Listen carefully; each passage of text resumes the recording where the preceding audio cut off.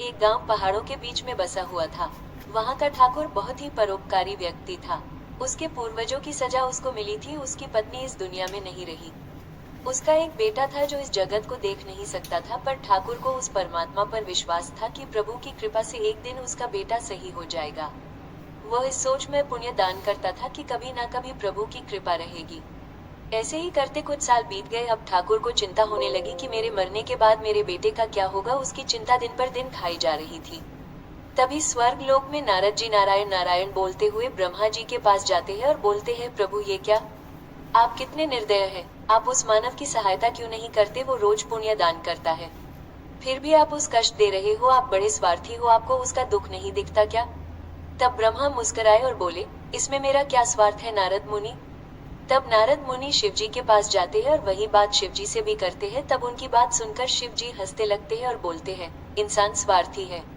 ये बात सुनकर उन्हें और गुस्सा आ गया और वो वहां से विष्णु जी पास आए और अपनी बात बताई। तब विष्णु जी नारद जी बोले, प्रभु वो रोज पूजा पाठ करता है, दान करता है, फिर भी आप कहते हो ये स्वार्थ है, तो इस प्रकार जगत में सभी स्वार्थी हैं। तब विष्णु जी बोले, हाँ। नारद जी बोलते हैं, तब तो ठाकुर की परेशानी का कोई हल नहीं, उसका दान पुण्य सब बेकार है। विष्णु जी कहते हैं, जब ठाकुर निस्वार्थ काम करेगा तब सब अपने आप सही हो जाएगा। प्रभु नारद से बोला, तुम धरती लोक पर जाओ और खुद ठाकुर की परीक्षा लो। नारद जी धरती पर जाते हैं। वो एक बच्चे का रूप ले लेते हैं। भूखा नंगा सा रूप लेके ठाकुर के गांव में पहुंच जाते हैं। एक दिन ठाकुर मंदिर जा रहे थे, तभी रास्ते में उनकी नजर उस बच्चे पर पड़ी। उन्होंने उस बच्चे से पूछा, बेटा कहाँ से आए हो और तुम्हारे माँ बाप कहाँ है। तब बच्चा बोलता है, बाबूजी भूख लगी है, कुछ दो खाने को। ठाकुर को उस बच्चे की हालत पर तरस आता है और वो उसे पूजा के लिए जो प्रसाद बनाया था उसे दे देते हैं।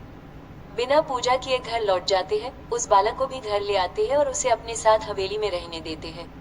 अब ठाकुर उस बालक को अपने बेटे जैसा पालने लगा। इस तरह कई वर्ष बीत गए।